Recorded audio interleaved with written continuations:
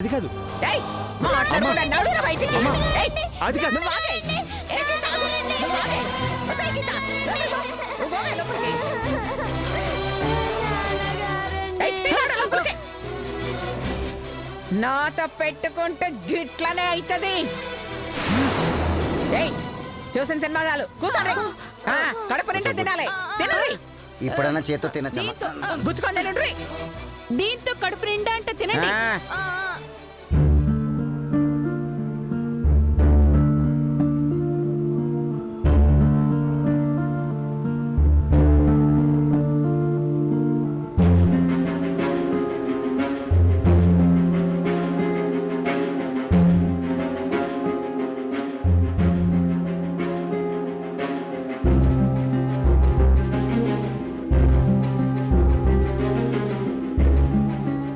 పాపం కోపంలో బయటికి నెట్టేసా.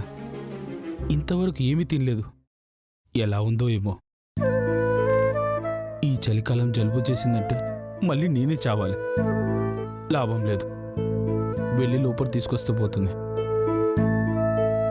అబ్బా అయ్యో ఈ టవల్ అల్లుడు ఇంటి బయటకు నెట్టు వదిలేశాడు. ఆకలి వస్తుంది.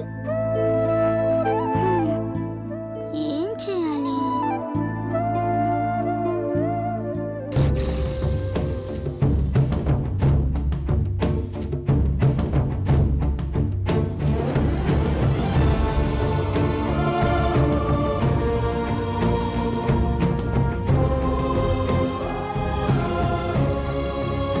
ఈ మిడి గుడ్లోడికి ఇప్పుడు జాలిగలిగినట్టుంది. ఇంకెప్పుడు వేదో పని చేయనని మాటిస్తే లోపలికి రాణిస్తా. చెప్పు చేయవుగా. చెయ్యనల్లుడు. ఛీ! అలా అల్లుడని పిలువకే పాపిస్తత్త గుర్తొస్తుంది.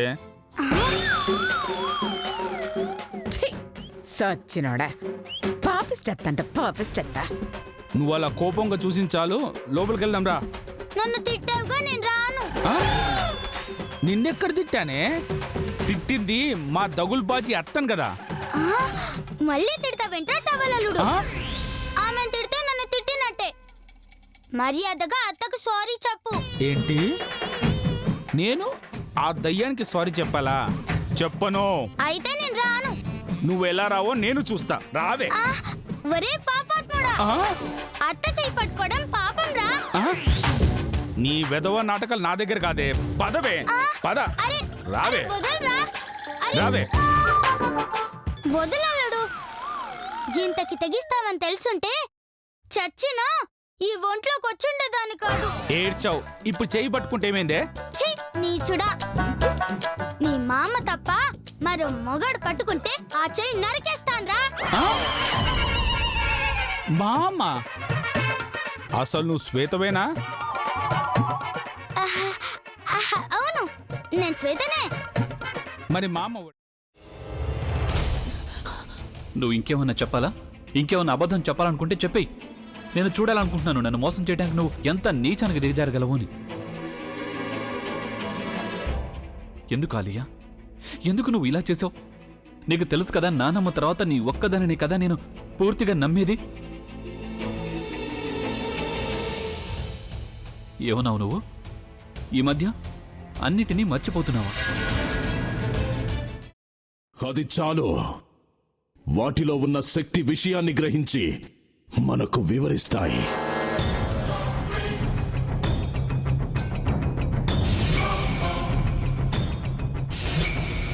ఎవరు ఆ దండ విప్పొద్దు, గది తలుపులు తెరవద్దు.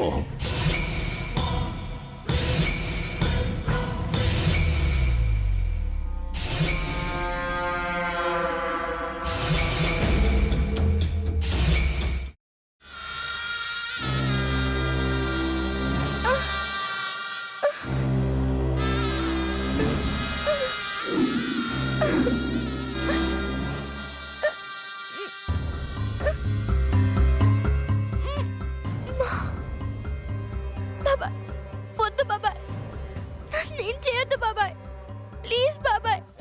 నీకు నిజం తెలిసినప్పుడే నా ఆలోచనలో నువ్వు చచ్చిపోయావు.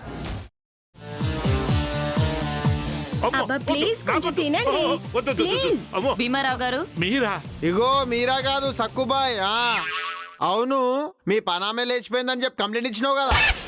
రేయ్, ఆయన కంప్లైంట్ ఇచ్చింది లేచిపోయిందని కాదు, కనిపించడం లేదు అని. అచ్చా, అట్లానా? సరే మేడం. ఇడియట్. ఆ వంట మనిషి పేరేంటన్నారు? రత్తాలు మేడం. ఏం పెద్ద మంచి, నీ వంట మంచిని కూడా మేడం అని పిలుస్తావా? రేయ్ హాఫ్ బ్రెయిన్,